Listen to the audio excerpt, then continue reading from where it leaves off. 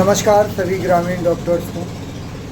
आज जो आप लोगों के साथ मैं बातें शेयर करने वाला हूँ, इसे बहुत छानबीन के बाद ये बातें आप लोगों तक मैं पहुँचा रहा हूँ। बहुत ही बारीकी से मैंने छानबीन की है, मुझे काफ़ी वक्त लगा है इस चीज़ में छानबीन करने के लिए। छानबीन करने के बाद मुझे ये बातें कुछ सामने आई हैं कि आप सभी लोग इस बात को लेके बड़े परेशान होंगे कि इतने उच्च स्तर पर जो छानबीन चल रही है ये, और इतने क्लिनिक व नर्सिंग होम सील किए जा रहे हैं, ये क्यों किए जा रहे हैं, किस लिए किए जा रहे हैं। तो मैं आप सभी का इस सवालों का जवाब बाखूबी देना चाहूँगा, और इन सवालों के साथ साथ मैं इस सरकार से भी कुछ सवाल करना चाहूँगा।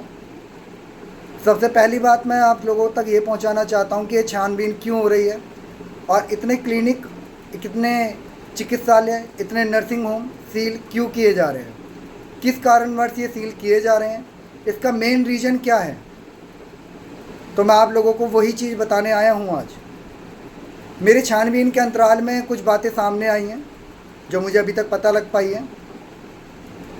हमारे जो मुख्यमंत्री जी हैं, योगी आदित्यनाथ जी, इनके पीछे से आदेश देने के बावजूद ही इस चीज़ को लेकर छानबीन की जा रही है। और ये आदेश क्यों किए गए हैं, ये आदेश क्यों पारित किए गए हैं, उसका भी आपको मैं मेन रीज़न बता देना चाहता हूँ। क्योंकि बहुत सारे क्लिनिक हैं, आपको भी जानते होंगे, आप भी जिस गांव से बिलोंग करते होंगे, जिस शहर से बिलोंग करते होंगे, शहर में खासकर ये चीज़ें ज़्यादा हो रही हैं कि एक गली में तकरीबन 10 से 12 क्लिनिक आपको देखने को मिलेंगे। और यहाँ पर जो मेन रीज़न ये नहीं है कि क्लिनिक कितने ज़्यादा हैं, यहाँ पे मेन रीज़न ये है छापेमारी का, कि यहाँ पर एक जो आपकी मेडिकल एजेंसीज़ हैं, आपको मैं बता देना चाहता हूँ, जितने मेडिकल कॉलेजेस वगैरह हैं, यहाँ पर सीट बहुत खाली हैं। यहाँ जो स्वास्थ्य मंत्री हैं, स्वास्थ्य मंत्री के आदेश पर ये सारी चीज़ें की जा रही हैं। क्योंकि जितने भी मेडिकल कॉलेजेस हैं, इन कॉलेजों में कोई पढ़ना क्यों नहीं चाह रहा, इसका मेन रीज़न क्या है। इसका मेन रीज़न जो है, जो गवर्नमेंट द्वारा बताई गई बातें हैं, मैं आपको वो चीज़ें बताना चाह रहा हूँ जो अब तक मेरे सामने और समझ में आई है। जो बातें कि आपने भी ये बातें नोटिस की होगी कि हर शहर, हर गली मोहल्ले में आपको एक गली में 10-10 क्लिनिक आपको खुले हुए मिलेंगे। और ये खुलना मेन रीज़न नहीं है, मेन रीज़न ये है कि यहाँ पर अनप्रैक्टिसेबल भी आपका, जैसे कि मान के चलिए किसी भी डॉक्टर ने अगर वो से डॉक्टर बनना है तो वो यहाँ पर पढ़ाई करके डॉक्टर नहीं बन रहा है। यहाँ पर वो किसी भी हॉस्पिटल या किसी भी नर्सिंग होम में साल या 6 महीने वो काम सीखता है। काम सीखने के बाद वो डायरेक्टली अपना क्लिनिक खोलकर बैठ जाता है। यहाँ पर मेन मुद्दा ये है कि जितने कॉलेजेस हैं, जितने भी मेडिकल कॉलेजेस हैं, वहाँ पे सीट बहुत ज़्यादा खाली हैं। वो सीट भर नहीं पा रही किसी कारणवश, और वो मेन कारण यही है कि सभी लोग जितने भी हैं वो साल या 6 महीने, मैं पर्सनली उनको नहीं कहना चाहूँगा, आप समझ रहे होंगे मैं कहाँ बात कहना चाह रहा हूँ। वो क्या काम करते हैं, साल 6 महीने हॉस्पिटल में काम सीखते हैं। हॉस्पिटल में काम सीखने के बाद वो अपना क्लिनिक खोलकर बैठ जाते हैं। क्लिनिक खोलने के दरमियान यहाँ पर कॉलेज के बहुत ही ज़्यादा नुकसान हो रहा है। नुकसान होने का रीज़न कि मेडिकल फील्ड में जितने भी मेडिकल कॉलेज हैं उनमें एडमिशन नहीं हो पा रही। मेडिसिन जब वहाँ पर एडमिशन नहीं हो पा रहे हैं तो जाहिर सी बात है, जितने कॉलेज हैं, जितने भी मेडिकल कॉलेज हैं, उनका स्वास्थ्य मंत्री पर बहुत ज़्यादा दबाव पड़ रहा है कि इतनी सीटें खाली हैं। आप एक छोटा सा एग्जांपल लेके चलिए, अगर जो आप CMS-ED भी करने जाते हैं, जो सबसे छोटा कोर्स होता है CMS-ED, ये मात्र 2 साल का कोर्स होता है मेडिकल लाइन में। अगर जो इसकी आप वैल्यू समझें तो एक CMS-ED का जो कोर्स है, इसमें समथिंग एक डॉक्टर समथिंग 150 से पौने 200 दवाई, यानी कि 150 से लेके 175 समथिंग इतनी मेडिसिन वो का ट्रीटमेंट वो दे सकता है, अपने पास अवेलेबल रख सकता है। और ये कोर्स मात्र 2 साल का होता है। इस कोर्स में आपको अनुमति दी जाती है कि आप 150 से लेके पौने 200 तक दवाई अपने पास रख सकते हैं, परचेस कर सकते हैं और इसे सेल कर सकते हैं। इतना आप ट्रीटमेंट दे सकते हैं। पर अगर उसकी पढ़ाई की बात की जाए, उस पढ़ाई में जो खर्चा आता है लमसम आपका 2 से 2.5 लाख रुपए का खर्चा आता है। लमसम 2 से 2.5 लाख रुपए से खर्चा आता है। और यहाँ पर जो मेडिकल कॉलेजेस हैं वो आधे से ज़्यादा खाली हैं। अब एक छोटा सा एग्जांपल देख के चीज़िए, अगर जो एक छोटा सा भी कोर्स आप लेते हैं जो 2 से 2.5 लाख रुपए का कोर्स है, अगर आप मान के चलिए एक कॉलेज में 30 सीट भी खाली हैं तो 2 लाख रुपये 2.5 लाख रुपए से भी अगर आप अनुमान लगाएं तो लमसम कॉलेज को कितना नुकसान होता है। तो आप इस बात को सोचिए बारीक से कि कॉलेज को कितना नुकसान हो रहा है। ये कॉलेज का ही दबाव आपका स्वास्थ्य मंत्री पर पड़ रहा है। इसी दबाव के कारण जितने भी छोटे स्तर के क्लिनिक है, जितने भी ग्रामीण चिकित्सक हैं, उन पर दबाव बनाया जा रहा है कि क्लिनिक आप बंद कीजिए। इन पर छापेमारी इसलिए पड़ रही है क्योंकि जितने भी मेडिकल कॉलेज हैं इन्हें बहुत नुकसान हो रहा है। और कहीं ना कहीं आप देखें तो ये बात भी बिल्कुल सच है, क्योंकि बहुत सारे लोग ऐसे हैं जो साल या 6 महीने प्रैक्टिस करके क्लिनिक खोलकर बैठ जाते हैं, वो पढ़ाई नहीं करते हैं। उनका भी कहना एक बार के लिए ठीक है कि अगर जो कोई इंसान कॉलेज में जाकर पढ़ाई करता है अपना, मान के चलिए आप डी फार्मा कर रहे हैं, बी फार्मा कर रहे हैं, BOMS कर रहे हैं, BSc नर्सिंग कर रहे हैं, नर्सिंग कर रहे हैं, MBBS कर रहे हैं, MD कर रहे हैं। छोटी सी सिंपल सी बात है, कोई MBBS करता है, MBBS करने के अंतराल में उसका खर्चा 20 से 25 लाख रुपए का खर्चा आता है MBBS करने का। बहुत से लोग ऐसे हैं गांव देहात के जो अपने बच्चों को एक MBBS डॉक्टर बनाना चाहते हैं, वो अपने घर द्वार परिवार सब कुछ बेच देते हैं, खेती बाड़ी सब बेच के वो अपने बच्चों को एक MBBS डॉक्टर बनाते हैं। 20 से 30 लाख रुपए वो मेडिकल फील्ड में डालते हैं, और उसके बाद भी बच्चा जैसे ही पढ़कर बाहर निकलता है वो जॉब के लिए दर दर भटकता है, उसे जॉब नहीं मिल पाती है। और आप एक छोटी सी बात सोचिए, अगर जो कोई इंसान 20 से 25 लाख रुपए वो खर्च करता है, खर्च करने के बावजूद अपनी 7-8 साल की मेहनत लगाता है, मेहनत लगाने के बावजूद, पैसा लगाने के बावजूद उसे जॉब नहीं मिल पाती, और उसके पास इतना पैसा नहीं होता कि वो कहीं पे अपना हॉस्पिटल खोल सके, तो उन बच्चों के पेरेंट्स का ये कहना है कि हम इतना पैसा क्यों लगाएं अपने बच्चों के पीछे, मेडिकल फील्ड में इतना पैसा हम क्यों लगाएं जब हमारा बच्चा साल 6 महीने में ही डॉक्टर बन जाएगा।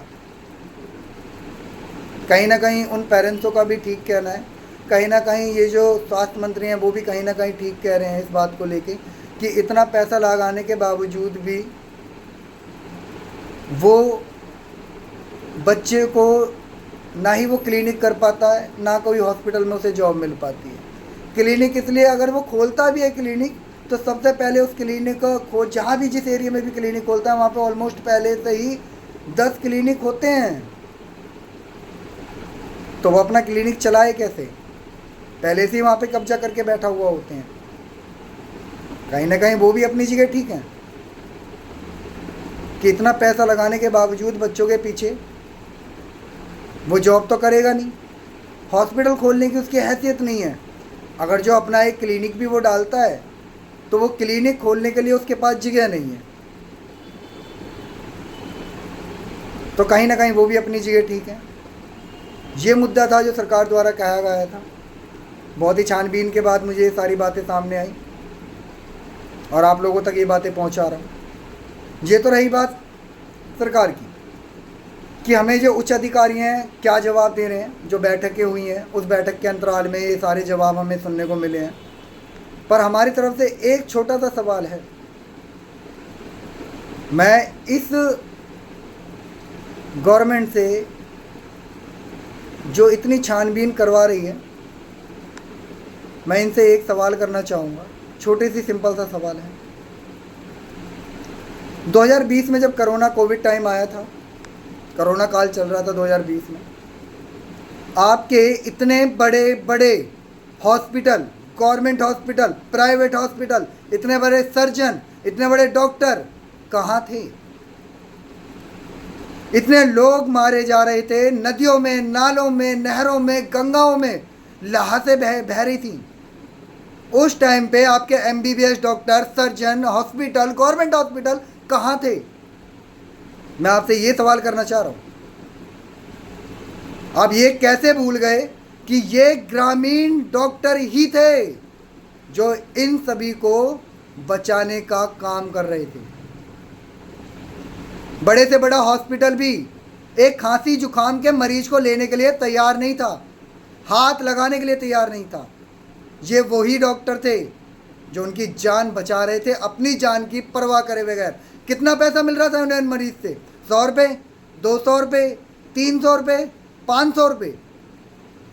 एक इंसान की कीमत, एक इंसान के जान की कीमत मात्र 500 रुपये थी। नहीं, ये जितने भी बड़े डॉक्टर होते हैं कसम तो बहुत बड़ी खाते हैं ये, और माइंड नहीं करना इस चीज़ को लेके। जो भी जिसके पास ये वीडियो जा रही है, जो बात हकीकत है उस हकीकत को मैं आपके सामने बयां कर रहा हूँ। जो बड़े बड़े हॉस्पिटल खोले बैठे हैं उनकी मंथली इनकम बता दे रहा हूँ। मंथली एक जो इनकम होती है 20 से 25 लाख, 30 लाख, 35 लाख रुपए होती है। पर एक ग्रामीण डॉक्टर की जो इनकम होती है महीने की कितनी हो जाती है? अगर जो गिने चुने 4 मरीज देखता है। मैं तो बस ये कहना चाहूँगा सरकार से कि जिस टाइम कोविड का लगा था, जिस टाइम ये कोविड चल रहा था, कोरोना काल चल रहा था, उस टाइम पे आपके MBBS डॉक्टर कहाँ थे? आपके MD सर्जन कहाँ थे? आपके बड़े हॉस्पिटल कहाँ थे? आपके गवर्नमेंट हॉस्पिटल कहाँ थे? जिस टाइम पे लाशें नालों में, नहरों में, गंगाओं में, नदियों में बह रही थी। ये वही ग्रामीण चिकित्सक हैं, ये वही ग्रामीण चिकित्सक हैं जिन्होंने अपनी जान की परवाह करे बगैर हर किसी मरीज का इलाज किया। ये छोटे वही डॉक्टर हैं। ये भारत के अंदर कितना बड़ा रोल निभाते हैं ये शायद आप नहीं जानते हो। एक सरकारी हॉस्पिटल में जाते हैं, कोई भी मरीज अगर सरकारी हॉस्पिटल में जाता है ना, अगर उसको ऑपरेशन बता दिया गया है तो ऑपरेशन भी 1 महीने बाद का होता है, ऑन द स्पॉट ऑपरेशन नहीं होता है। वो हालांकि बात अलग है कि आपकी अगर जो पहुंच अच्छी है, आपकी जान पहचान अच्छी है, तो शायद 2-4 दिन में वो काम हो जाए। तो मैं इस सरकार से यही दरख्वास्त करूंगा और यही दरख्वास्त आगे अपना रखूंगा कि ये जो छानबीन चल रही है, ये जो ग्रामीण चिकित्सकों पे शिकंजा कस रहे हो, इसे बंद करो, क्योंकि ये बहुत बड़ी भूमिका निभाते हैं इस भारत के अंदर। इन हॉस्पिटलों की इतनी कैपेसिटी नहीं है कि इतने मरीज संभाल सके, और ना ही इन गरीब जनताओं के पास इतना पैसा है कि वो प्राइवेट हॉस्पिटल में जाके अपना इलाज करा सके। मैं एक इंसान पे सवाल नहीं कर रहा हूँ, ये मैं उस पूरी सरकार से सवाल कर रहा हूँ जो ये छानबीन करवा रही है। दरख्वास्त है इस चीज़ को लेके, अगर आपके पास मुद्दे हैं तो जाहिर सी बात है हम उसका जवाब बाखूबी देना जानते हैं। आप सभी से मुझे निवेदन है कि इस वीडियो को इतना शेयर करो, इतना शेयर करो कि ये इस सरकार तक पहुंच सके और हम बता सकें इन आम जनताओं को भी, सारी आम जनताओं तक ये वीडियो पहुंचाओ। एक एक घर, एक एक कोने में इस वीडियो को पहुंचाओ, जो ताकि ये पता लग सके कि ग्रामीण डॉक्टर आपके लिए क्या अहमियत रखते हैं। अगर ये ग्रामीण डॉक्टर नहीं होंगे, ये छोटे स्तर के डॉक्टर नहीं होंगे, तो आपको कितना लूटा या खसोटा जाएगा। क्या आपकी इतनी हैसियत है? उन सारी गरीब जनताओं से मैं पूछ रहा हूँ, क्या आपकी इतनी हैसियत है कि आप एक प्राइवेट हॉस्पिटल में अपना अच्छा इलाज करा पाए? मैं आप सभी से निवेदन करता हूँ कि इस वीडियो को इतना शेयर करना, इतना शेयर करो कि ये वीडियो वहाँ तक पहुँच सके जहाँ तक आज तक किसी ने पहुँचा ही ना हो। सभी डॉक्टरों से निवेदन है, सभी आम जनताओं से निवेदन है कि जितने भी डॉक्टर हैं ये आपके हित के लिए लड़ रहे हैं। अगर ये ग्रामीण डॉक्टर नहीं होंगे तो आपका भी वजूद नहीं होगा।